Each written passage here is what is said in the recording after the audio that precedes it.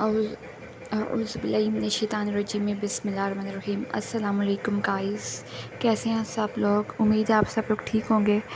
तो एक मरतबा दुरूद शरीफ पढ़ लें तो फिर हम अपनी कहानी का आगाज़ करते हैं। चलें जी, उम्मीद है आपने दुरूद शरीफ पढ़ लिया होगा। अब हम अपनी स्टोरी का आगाज़ करते हैं। ये कहानी हॉलीवुड की एक फ़िल्म से ली गई है, ठीक है, जो कि हॉरर है।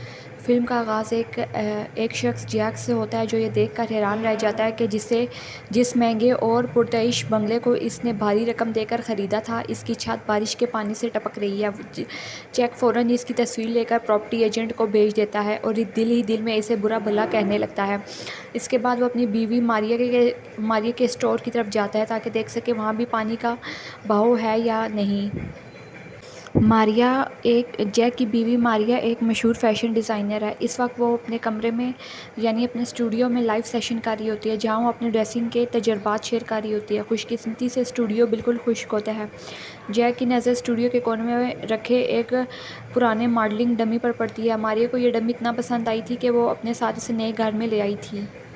जैक बंगले के बाहर जाकर देखता है कि बाहर भी कहीं मस्ता तो नहीं है। तभी इसका पड़ोसी आ जाता है। पड़ोसी हैरत से पूछता है कि ये घर बेच के कैसे गया, ये घर कैसे बिक गया। बातों बातों में वो राज खोल देता है कि इस बंगले में पिछले मालिक ने इसी घर में खुदकुशी की थी। ये सुनकर चौंक के होश उड़ जाते हैं, क्योंकि एजेंट ने इस बारे में कुछ नहीं बताया था। जैक दोबारा तस्वीर देखता है तो एक तस्वीर में इसे एक बंदूक नज़र आती है, हालांकि इसके घर में कोई हथियार मौजूद नहीं। वो हैरान होता है कि बंदूक कहाँ से आई, मगर जी वाक़यात यहीं ख़त्म नहीं होते। अगली सुबह जब वो बंगले के बाग में चहलकदमी कर रहा होता है तो वहीं डमी बाहर बाग में मौजूद होती है, एक अजीब अंदाज में। तभी पड़ोसी दोबारा आता है और मामले को देखने लगता है। जैक को शक होता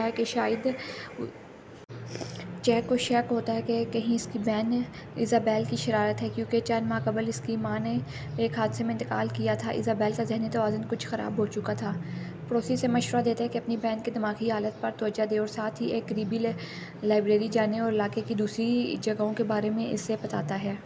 और रोती हुई लड़की इसे तंबीह करती है कि इन राज़ों में दिलचस्पी ना ले, वरना अंजाम भयानक होगा। जैक इसे दीवानगी समझकर नज़रअंदाज कर देता है। जब वो लाइब्रेरियन को किताबें देता है तो लाइब्रेरियन का चेहरा उतर दोपहर को जैक लाइब्रेरी जाता है, जहाँ से एक किताब मिलती है जिसमें गाँव की पुरानी तारीख दर्ज होती है। जब वो निकलने लगता है तो देखता है कि कुछ किताबें ज़मीन पर गिरी हुई हैं और एक रोती हुई लड़की इन्हें।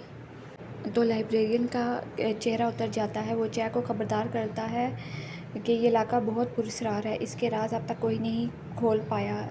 जैक जवाब देता है कि वो सिर्फ तारीख जानना चाहता है। जब वो लड़की का जिक्र करता है तो लाइब्रेरियन संजीदा हो जाती है और फ़ौरन वहाँ से चला जाता है। जैक घर आकर इन किताबों को पढ़ने लगता है, जिनमें 1980 की एक खुफिया कॉन्फ्रेंस का जिक्र होता है। इतने में दरवाजे की घंटी बजती है। एक लड़की जो इसकी तालिबा है, वो मौसीकी का पहला सबक लेने आई होती है। वो नर्स होती है। तो जैक पानी लेने बावर्ची खाने वो लड़की नर्वस हो रही होती है, तो जैक पानी लेने बावर्ची खाने में जाता है ताकि माहौल बेहतर हो जाए। तभी भी पियानो खुद ब खुद बजने लगता है, जैसे कोई प्रोफेशनल परफॉर्मेंस हो रही हो। जैक चूक जाता है क्योंकि तालिबा दरवाजे पर खड़ी होती है। वो दोनों हैरान हो जाते हैं। जब जैक वापस पियानो के पास जाता है तो सब कुछ खामोश हो जाता है और वो औरत गायब होती है जिसका जिक्र तालिबा ने किया था। तालिबा डर के मारे फ़ौरन भाग जाती है। रात को जैक अकेला होता है क्योंकि मारिया ऑफिस के काम से बाहर गई होती है और पड़ोसी के बताए हुए गार्डन क्लब की मीटिंग में चला जाता है। वहाँ कुछ लोग मौजूद होते हैं। एक खौफनाक वाक़े पर गुफ्तगू हो रही होती है। जैक देखता है कि लाइब्रेरी का क्लर्क भी मौजूद है। वो बताता है कि एक लड़की हेलन फोर्स्टर ने हाल ही में खुदकुशी करने की कोशिश की, जो इसे 1980 के वाक़े की याद दिलाती है, जब एक औरत ने हेलन ने खुद को मार लिया था क्योंकि इसकी बेटी को स्कूल में बहुत तंग किया जाता था और कोई इसकी मदद को नहीं आता था। तब से हर साल इस गांव में एक पुरस्कार मौत होती है। लोगों का यकीन है कि यह सब हेलन की रूह की वजह से हो रहा है। मीटिंग ख़त्म हो जाती है, लेकिन जैसे ही जैक निकलता है इसे करीबी चर्च से औरत की हंसी सुनाई देती है। वो घबराकर घर वापस आता है और इज़ाबेल से मिलता है। इज़ाबेल अब भी अपनी माँ की मौत के सदमे में है और बार बार इसे ख्वाब में देखती है। इसी रात इज़ाबेल की स्कूल फ्रेंड इनसे मिलने आती है और इसे हेलन की मौत की सच्ची कहानी सुनाती है। रात को इज़ाबेल के कमरे की लाइट खुद ब खुद जलने बुझने लगती है। जब वो बल्ब निकाल कर साइड टेबल पर रखती है तो इसे एहसास होता है कि ये सब ख्वाब नहीं हकीकत है। सुबह इज़ाबेल ये सब अपने दोस्त को बताती है। तभी चेक का फ़ोन आता है कि फ़ौरन घर आओ। जब वो घर पहुंचती है तो देखती है